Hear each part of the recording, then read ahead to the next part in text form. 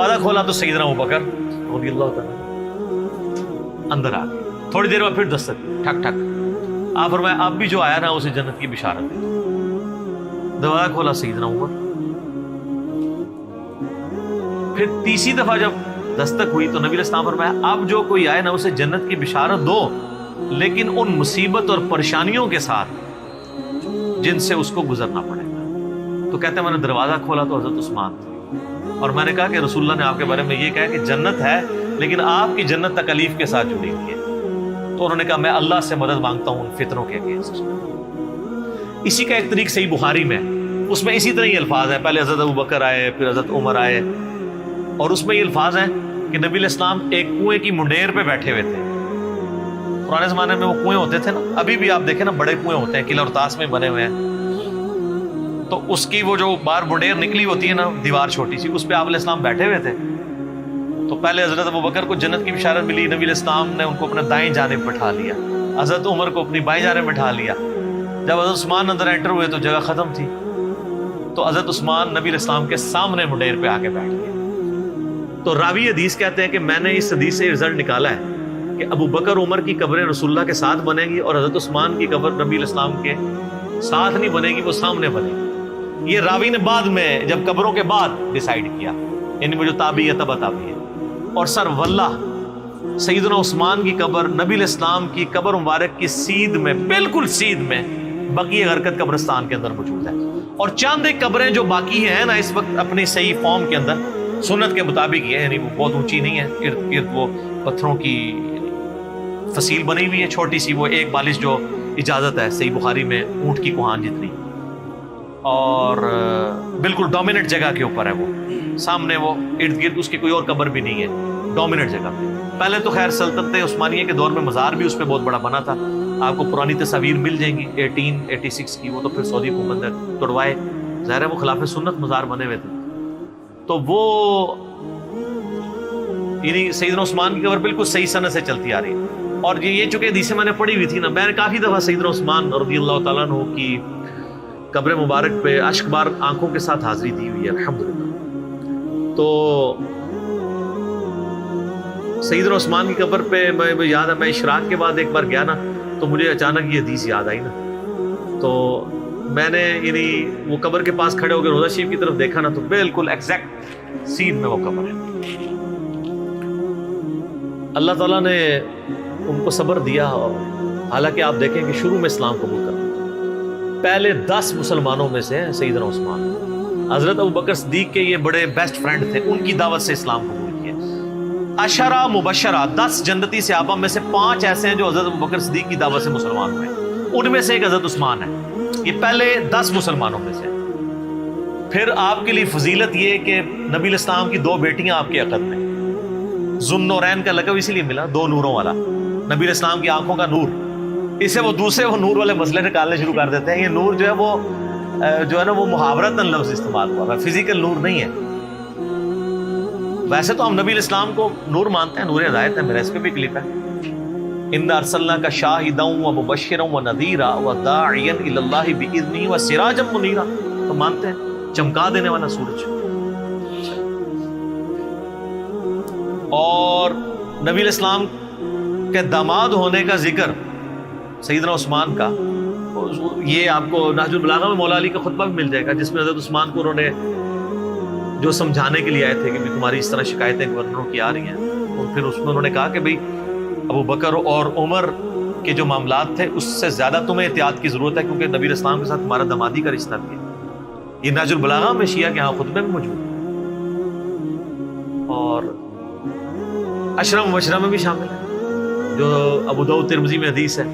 10 بندوں کو ایک مجلس میں نبی علیہ السلام نے جنت کی بشارت دی. اس میں پہلے 4 خلفائے راشدین ہیں، ابو بکر، عمر، عثمان و علی. 4 خلفائے راشدین، اس کے بعد طلحہ، زبیر، عبد الرحمن بن عوف، سعد بن ابی وقاص اور سعید بن زید، ابو عبیدہ بن جرح. تو یہ 10 لوگوں کو ایک مجلس میں جنت کی بشارت دی. اس میں بھی سیدنا عثمان شامل ہے. اور سیدنا عثمان کو تو جنت کی بشارت کئی دفعہ ملی ہوئی ہے. جامع ترمذی میں، مسند احمد میں حدیث موجود ہے، جب باغیوں نے ان کو گھیر لیا،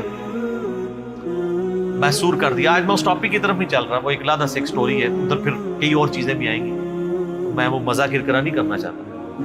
سیدنا عثمان رضی اللہ تعالیٰ عنہ کو مسجد میں جانے سے روک دیا, میٹھا پانی آپ کے گھر پہنچنے سے روک دیا گیا.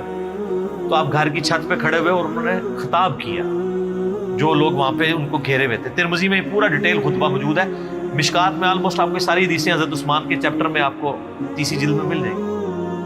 تو ان کا لوگوں, میں تمہیں اللہ کی قسم دیتا ہوں اور اسلام کا واسطہ دے کے پوچھتا ہوں, کیا تمہیں یاد نہیں ہے کہ نبی علیہ السلام جب مدینہ شریف ہجرت کر کے آئے تھے تو مسلمانوں کے لیے میٹھے پانی کا کنواں نہیں تھا, اور نبی علیہ السلام نے کہا تھا کہ کون ہے کہ جو کنواں لے کر وقف کرے اور جنت میں سے بہتر کنواں لے لے.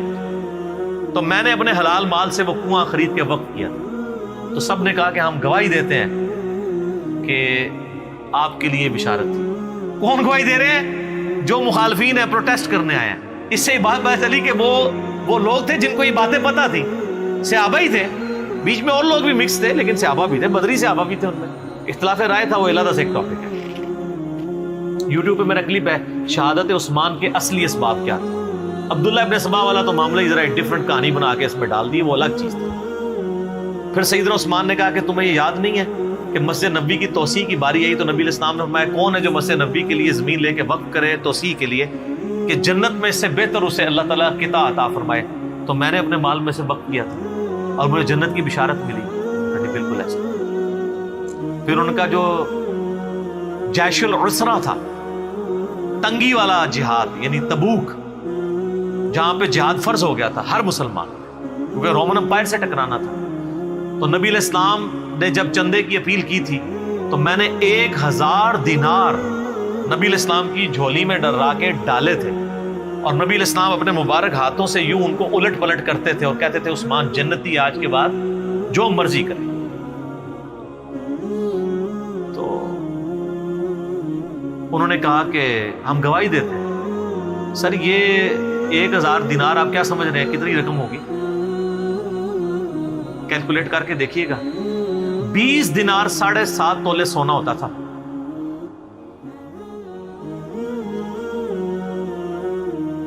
تو 7.5 تولے کو 50 سے ضرب دیں, 450 کے قریب, بلکہ اس سے بھی زیادہ.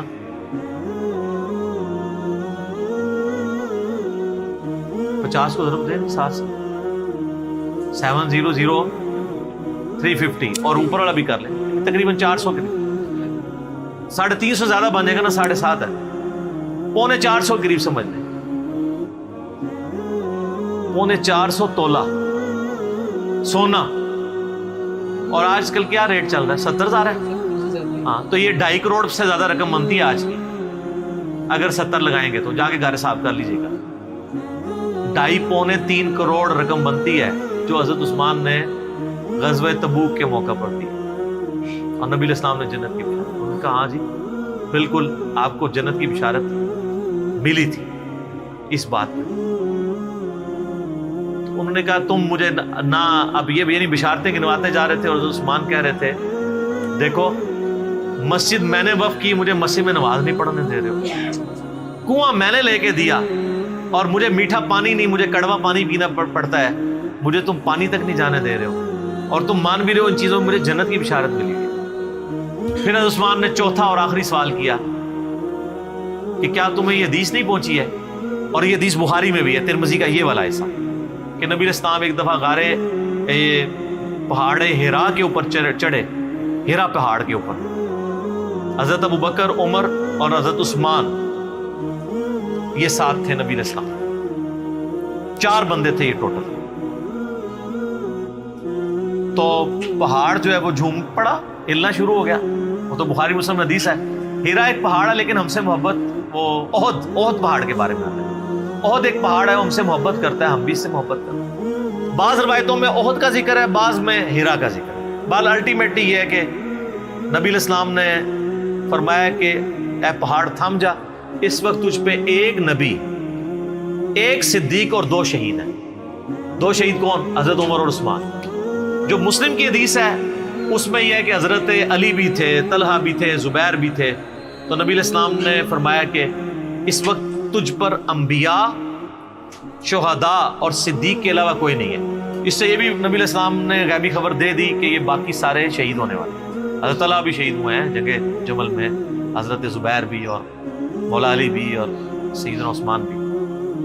تو انہوں نے کہا ہاں آپ کو شہید ہونے کی خبر دی تھی۔ تو انہوں نے کہا اللہ کی قسم، رب کعبہ کی قسم، میں کامیاب ہو گیا، میں نے تم سے یہی منوانا تھا کہ نبی علیہ السلام نے مجھے شہید کہا ہوا ہے، میں شہید ہوں۔ لیکن خیر ترمذی میں تو ادھر ہی ہے، باقی آپ تاریخی روایتیں پڑھیں گے اور باقی کتابیں دیکھیں گے، اس میں آپ کو ملے گا کہ وہ کہتے ہیں کہ حضرت یہ باتیں ساری صحیح ہیں لیکن اب آپ بدل چکے ہیں۔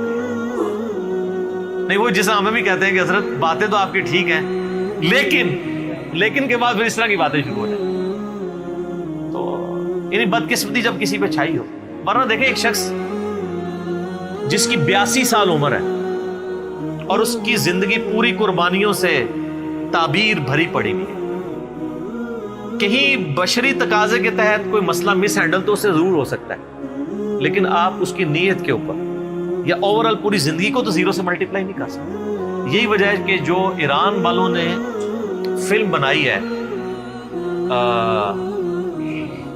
مختار سقفی پہ، اس میں بھی جو حضرت معاویہ رضی اللہ تعالیٰ عنہ اور شیعان علی کا اختلاف دکھایا ہے، وہ اسی بات پہ کہ آپ نے خلفاء کے طریقے کو چھوڑ دیا اور اس میں وہ تینوں خلفاء کو رسپیکٹ دیتے۔ پھر حضرت علی علیہ السلام کی زندگی کے آخری 10 سال پہ ایک فلم ہے 22 قسطوں پہ، امام علی علیہ السلام، اس میں انہوں نے حضرت عثمان کا بھی، چونکہ ان 10 میں سے سمجھ لیں 4-5 سال تو حضرت عثمان کے بھی خلافت کے، حضرت عثمان کا بھی انہوں نے بڑا پازیٹیو کریکٹر دکھایا ہے اور یہ بتایا کہ اصل کلپرٹ جو ہے وہ مروان بن حکم تھا۔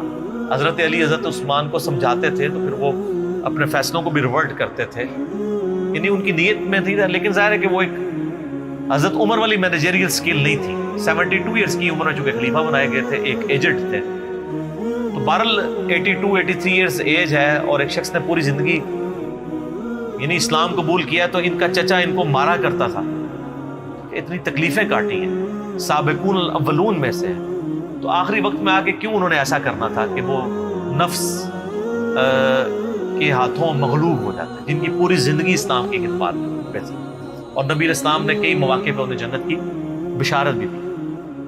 بال انہوں نے اپنے سیلف ڈیفenس میں کچھ بھی نہیں کیا، ورنہ 300 بندے کو ہٹانا کو مسئلہ نہیں تھا، لیکن وہ چاہتے تھے مدینہ تو رسول میں میری وجہ سے خون نہ بہے۔